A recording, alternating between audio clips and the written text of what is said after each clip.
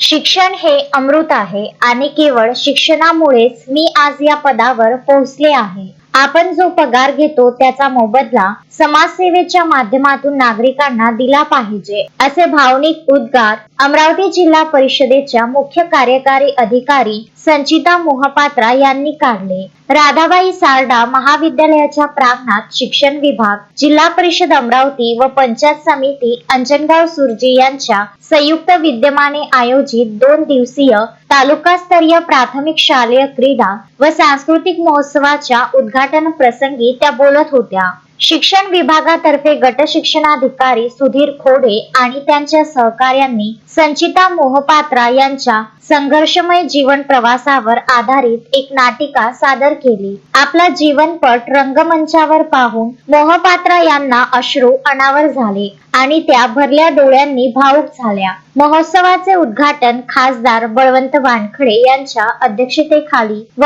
आमदार गजानन लवटे यांच्या हस्ते पार पडले. यावेळी बीडीओ कल्पना जायभाय, सुधीर खोडे व इतर अधिकारी उपस्थित होते. चिंचोना येथील जिल्हा परिषद शाळेच्या विद्यार्थ्यांनी सादर केलेले मलखांब प्रात्यक्षिक या सोहळ्याचे मुख्य आकर्षण ठरले. या महोत्सवात तालुक्यातील जिल्हा परिषद शाळांमधील शेकडो विद्यार्थ्यांनी सहभाग नोंदवला असून 30 व 31 डिसेंबर रोजी विविध क्रीडा स्पर्धांचे आयोजन करण्यात आले आहे. रवींद्र वानखडे, विदर्भ न्यूज, अंजनगाव सुर्जी.